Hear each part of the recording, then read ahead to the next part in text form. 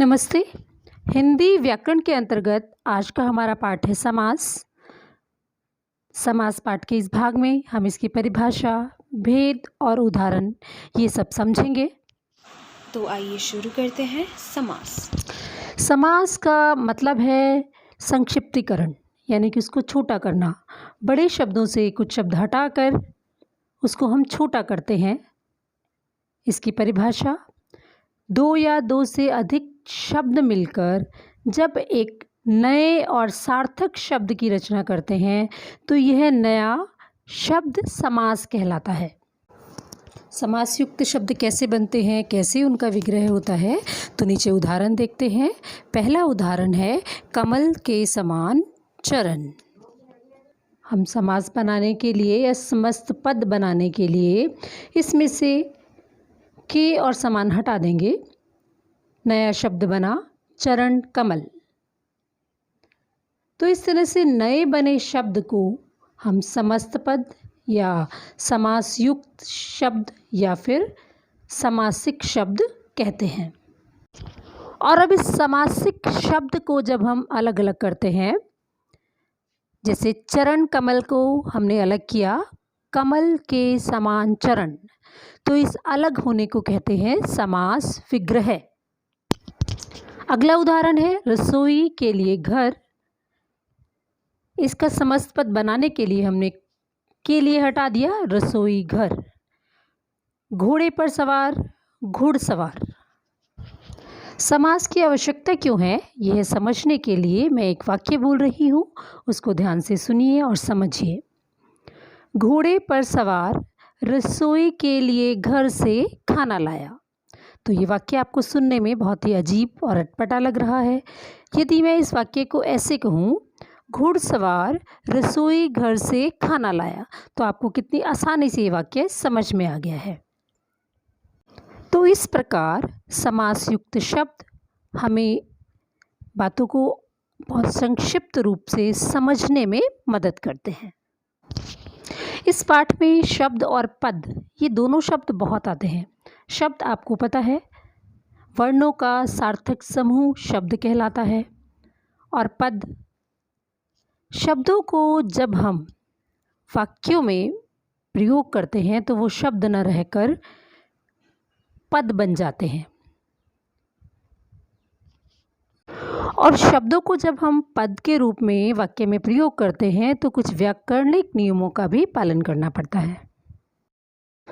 उदाहरण के लिए देखिए, जैसे सीता और पुस्तक, ये दोनों सार्थक शब्द हैं। अब मैं इनको वाक्य में प्रयोग करूंगी। सीता पुस्तक पढ़ती है। वाक्य में प्रयुक्त होने पर ये दोनों शब्द सीता और पुस्तक पद कहलाएंगे। तो इस तरह से आपको समझ में आ गया होगा कि शब्द और पद क्या होते हैं। समासिक शब्द, समास युक्त शब्द या समस्त पद। जो शब्द समास के नियमों से बनता है वह समासिक शब्द या समस्त पद कहलाता है, जैसे चरण कमल, रसोई घर, घुड़सवार आदि। और जब हम समासिक शब्दों को अलग अलग करते हैं तो समासिक शब्दों को अलग अलग करना समास विग्रह कहलाता है। विग्रह करने के बाद समस्त पद के दो पद बन जाते हैं।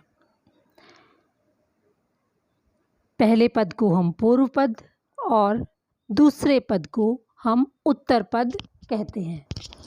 अब ऊपर उदाहरण में देखिए, चरण कमल, इसमें दो पद हैं, चरण पूर्व पद और कमल उत्तर पद। रसोई घर में भी दो पद हैं, रसोई पूर्व पद, घर उत्तर पद। घुड़सवार में घुड़ पूर्व पद, सवार उत्तर पद। जब हम इन समास युक्त शब्दों को अलग अलग करते हैं तो वह समास विग्रह कहलाता है। जैसे चरण के समान कमल, रसोई घर का विग्रह करने पर बनेगा रसोई के लिए घर, और घुड़सवार का विग्रह घोड़े पर सवार। इस प्रकार समास युक्त शब्द को अलग अलग करना समास विग्रह कहलाता है। अब आगे पढ़ेंगे समास के भेद। समास के 6 भेद हैं: अव्ययी भाव, तत्पुरुष, द्विगु, द्वंद्व, बहुव्रीहि और कर्मधारय। कुछ किताबों में आपको इसके 4 भेद मिलेंगे, और तत्पुरुष के दो उपभेद मिलेंगे, द्विगु और कर्मधारय। तो ये दोनों प्रकार से ही सही रहेगा। सर्वप्रथम हम पढ़ेंगे अव्ययी भाव समास। जिस समास का पूर्व पद पहला पद प्रधान हो और वह अव्यय हो तो उसे अव्ययी भाव समास कहते हैं। अव्यय यानी कि अविकारी शब्द। अविकारी शब्द क्या होते हैं? जिन शब्दों पर लिंग, वचन, कारक, काल इन सब शब्दों का कोई प्रभाव नहीं पड़ता, उन्हें हम अविकारी शब्द या अव्यय कहते हैं। आ, यथा, भर, वे, बा, अनु, प्रति, हर आदि ये सब अव्यय। तो इस प्रकार अव्ययी भाव समास में पहला पद प्रधान होता है और वह अव्यय की तरह काम करता है। जैसे यथामति और आमरण। यथामति और आमरण इन दोनों शब्दों में यथा और आ ये दोनों अव्यय हैं और इनका विग्रह होगा मति के अनुसार और मरण तक या मरने तक। अब कुछ अन्य उदाहरण। समस्त पद है आजीवन। पहला पद आ, दूसरा पद जीवन, इसका विग्रह होगा जीवन भर। इसी तरह हाथों हाथ में भी दो, पहला पद हाथों, दूसरा पद हाथ, इसका विग्रह होगा एक हाथ से दूसरे हाथ में। हर घड़ी। हर घड़ी में दो पद, पहला पद हर, घड़ी दूसरा पद, समस्त पद बन गया हर घड़ी और विग्रह करेंगे प्रत्येक घड़ी। अव्ययी भाव समास की पहचान के लिए पहला पद छोटा होता है और एक शब्द एक से अधिक बार आता है। अगला हमारा समास है तत्पुरुष समास। तत्पुरुष समास जिस समास में दूसरा पद प्रधान होता है तथा दोनों पदों के बीच में आने वाले प्रसर्गों या विभक्ति चिन्हों का लोप हो जाता है। जब हम समस्त पद बनाते हैं उसे तत्पुरुष समास कहते हैं। जैसे देशभक्ति और नीति निपुण। समासिक शब्द है यानी कि समास युक्त शब्द है देशभक्ति। जब हमने इसका विग्रह किया तो ये ऐसे बना देश के लिए भक्ति। इसी तरह नीति निपुण। नीति निपुण का विग्रह करने पर नीति में निपुण। लेकिन जब हम दोबारा से इनका समस्त पद या समासिक शब्द बनाएंगे तो वो बनेंगे देशभक्ति और नीति निपुण। देशभक्ति से के लिए का लोप हो जाएगा और नीति में निपुण से में विभक्ति का लोप हो जाएगा। और इन उदाहरणों में यह भी स्पष्ट है कि इनमें दूसरे पद की प्रधानता है। जैसे देशभक्ति में भक्ति की ओर संकेत है, नीति निपुण में निपुण की ओर संकेत है। तो भक्ति और निपुण इन दोनों पदों की प्रधानता है। कारक चिन्ह या विभक्तियों के अनुसार तत्पुरुष समास के 6 भेद हैं। अब कारक क्या होता है? संज्ञा स्वरनाम के जिस रूप से वाक्य के दूसरे शब्दों के साथ उनका संबंध जाना जाए वह कारक कहलाता है। हिंदी में कारक के 8 भेद होते हैं। कर्ता, कर्म, कर्ण, संप्रदान, आपादान, संबंध, अधिकरण और संबोधन। लेकिन तत्पुरुष समास कर्ता और संबोधन का प्रयोग नहीं होता। तत्पुरुष समास के विभक्ति या कारक चिन्हों के अनुसार 6 ही भेद बताए गए हैं। तो पहला भेद है कर्म तत्पुरुष समास। कर्म तत्पुरुष समास का विभक्ति चिन्ह है को। यदि हम समस्त पद देखें स्वर्गगत, स्वर्गगत, यदि हम इसका विग्रह करते हैं तो स्वर्ग को गया और इसका दोबारा से समस्त पद बनाने पर को विभक्ति का लोप हो जाता है। यश प्राप्त, यश प्राप्त का विग्रह होगा यश को प्राप्त। करण तत्पुरुष समास, इसका विभक्ति चिन्ह है से। भूख मरा, विग्रह होगा भूख से मरा। सूरकृत, सूर द्वारा कृत या सूर से कृत। हस्तलिखित, हाथ से लिखा हुआ, हाथ से लिखित या हाथ के द्वारा लिखित। अगला है संप्रदान तत्पुरुष समास। इसका विभक्ति चिन्ह है के लिए। जैसे पाठशाला, इसका विग्रह होगा पाठ के लिए शाला। देशभक्ति, देश के लिए भक्ति।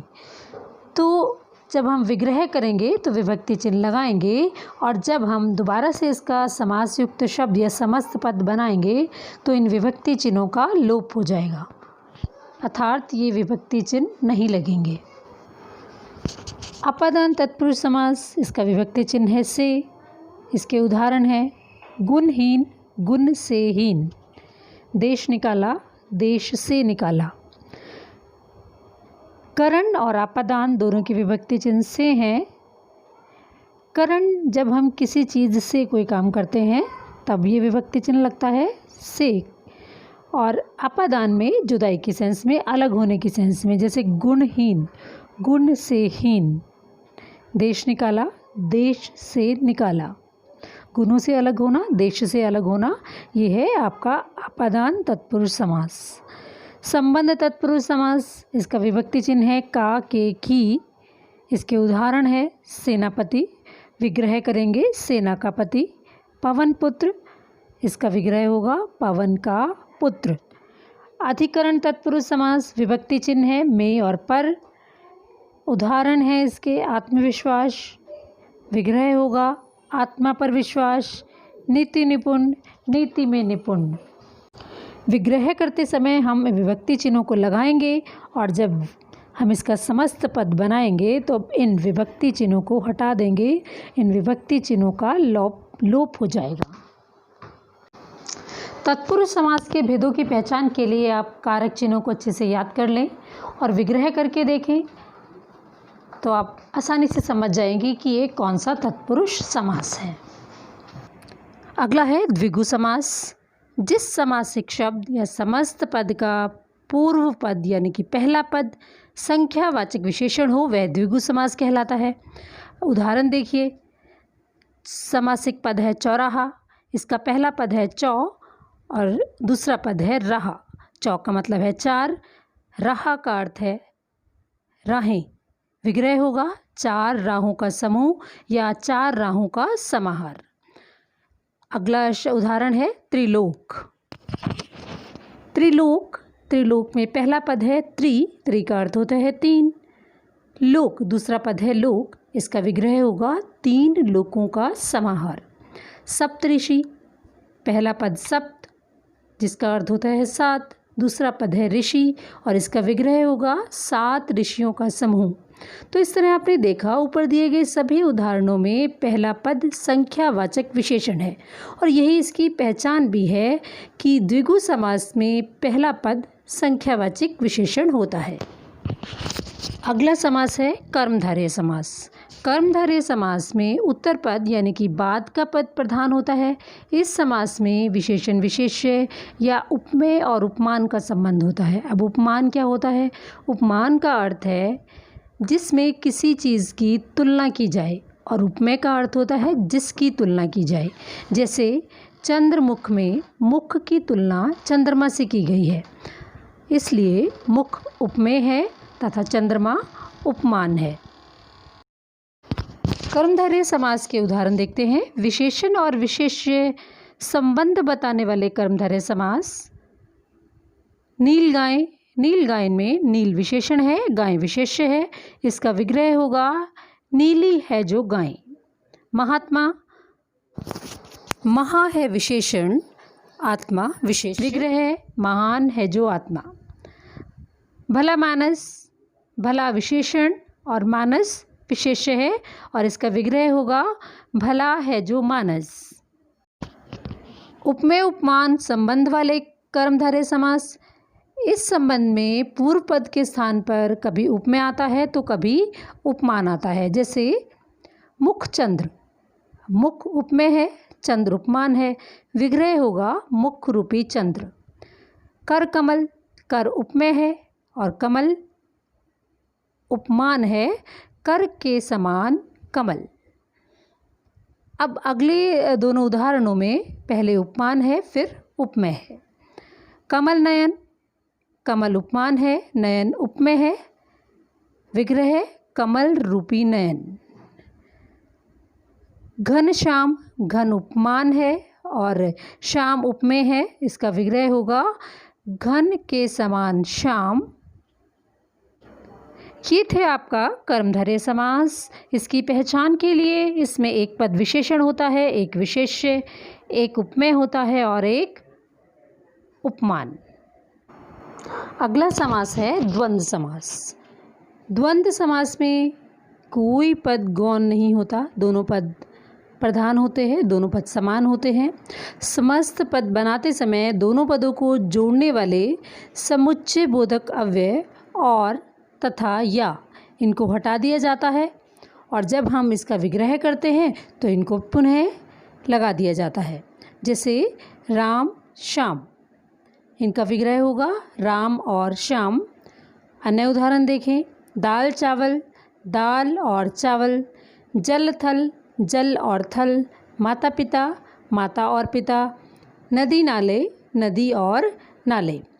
तो इस तरह ये जो द्वंद्व समास है, दोनों पद इसमें समान हैं और इनमें एक योजक लगा होता है। इनकी पहचान ये है कि दोनों पद समान होते हैं और इनके बीच में एक योजक लगा होता है और जब विग्रह करते हैं और तथा या ऐसे शब्द लगाए जाते हैं समुच्चय बोधक अव्यय और जब समस्त पद बनाते हैं तब एक योजक इनके बीच में लगाया जाता है। जैसे दाल चावल में के बीच में हमने एक योजक लगाया है, इसी तरह जल थल, माता पिता और नदी नाले, इसी तरह से अन्य शब्द बनेंगे। अगला समास है बहुब्रीहि समास। बहुब्रीहि समास में पहला पद और दूसरा पद, दोनों पद मिलकर एक तीसरे पद की ओर संकेत करते हैं। उदाहरण के लिए देखें, शब्द है एक दंत। एक दंत का अर्थ है एक दांत वाला। अब एक दांत वाला कौन होता है? श्री गणेश। तो ये गणेश जी की ओर इशारा कर रहा है ये शब्द। कोई पद प्रधान नहीं है, कोई पद गौण नहीं है, बल्कि दोनों पद मिलकर तीसरे पद यानी कि गणेश जी की ओर इशारा कर रहे हैं, गणेश जी के लिए प्रयुक्त हो रहे हैं। तो यह कहलाएगा आपका बहुब्रीहि समास। अन्य उदाहरण देखें इसके, कमल नयन। कमल जैसे नयनों वाले अर्थात भगवान श्री राम। तो यहाँ भी कमल जैसे नयनों वाला श्री रामचंद्र जी की ओर इशारा हो रहा है, एक नए पद की ओर इशारा कर रहे हैं ये शब्द। तो ये बहुब्रीहि समास है। गजानन, गज यानी कि हाथी जैसे आनन वाला, कौन? श्री गणेश। गोपाल, गऊओं का पालन करने वाले कौन थे? श्री कृष्ण। इसी तरह पीताम्बर, पीले वस्त्र धारण करने वाले श्री कृष्ण। तो ये है आपका बहुब्रीहि समास। कभी एक समासिक पद एक से अधिक समासों के उदाहरण हो सकता है। तो यह समझने के लिए हमें इनके अंतर को समझना आवश्यक है। पहले समझते हैं कर्मधारय और बहुब्रीहि समास में अंतर। समस्त पद या समासिक शब्द कर्मधारय का उदाहरण है या बहुब्रीहि समास का उदाहरण है, यह उसके विग्रह पर निर्भर करेगा। जब भी हम असमंजस की स्थिति में हों कि यह कौन से समास का उदाहरण है, समस्त पद जो है वो कर्मधारय है या बहुब्रीहि है या द्विगु है, तो यह जानने के लिए हमें सबसे पहले उस समस्त पद का समासिक शब्द का विग्रह करना होगा। आप विग्रह कर देख लें, विग्रह करने से आपको समझ में आ जाएगा कि यह किसका उदाहरण है। तो आइए हम देखते हैं, उदाहरणों के द्वारा समझते हैं। पहला शब्द है पीताम्बर। पीताम्बर में दो पद हैं, पीत और अंबर। पीत का अर्थ है पीला, अंबर का अर्थ है वस्त्र। पीला जो है वो एक विशेषण है, तो यदि हम इसका विग्रह इस तरह से करें, पीला है जो अंबर, तो यह होगा आपका कर्मधारय समास। और यदि हम इसका विग्रह ऐसे करें, पीले वस्त्र हैं जिसके या पीला अंबर है जिसका। पीले वस्त्र कौन पहनता है? श्री कृष्ण। दोनों पद मिलकर एक नए पद की ओर इशारा कर रहे हैं, श्री कृष्ण की ओर इशारा कर रहे हैं, तो यह होगा बहुब्रीहि समास। एक और उदाहरण देखते हैं, नीलकंठ। नील का अर्थ होता है नीला, कंठ का अर्थ है गला। तो यहाँ भी दो पद, नीला विशेषण है, यदि हम इसका विग्रह करें, नीला कंठ है जो, तो यह होगा कर्मधारय समास। और यदि हम इसका विग्रह इस तरह से करते हैं, नीला कंठ है जिसका, अर्थात भगवान शिव, तो यह होगा आपका बहुव्रीहि समास। तो इस तरह से आप जब भी आपको असमंजस की स्थिति हो, कन्फ्यूजन हो, तो आप उसका विग्रह कर देख लें, उसके अनुसार ही वो समास आप लिख सकते हैं। अब हम अंतर कर रहे हैं द्विगु समास और बहुव्रीहि समास में। हमारा उदाहरण है चौमासा। चौमासा समास युक्त शब्द है, समस्त पद है। चौमासे का यदि हम विग्रह कर रहे हैं, हम देखते हैं कि पहला पद जो है संख्यावाची विशेषण है, 4 मासों का समूह, तो यह है द्विगु समास। और यदि हम ऐसे करें इसका विग्रह 4 मास विशेष, यानी कि किसी विशेष ऋतु, वर्षा ऋतु, तो यह है बहुव्रीहि समास। इसी तरह चतुर्भुज, 4 भुजाओं का समूह, द्विगु समास, या 4 भुजाएं हैं जिसकी, अर्थात भगवान विष्णु, तो यह है बहुव्रीहि समास। तो इस तरह से आप ये समास अच्छे से समझ गए होंगे। इनकी अच्छे से अभ्यास कीजिए, प्रैक्टिस कीजिए, तो आपको कभी भी नहीं भूलेंगे। धन्यवाद।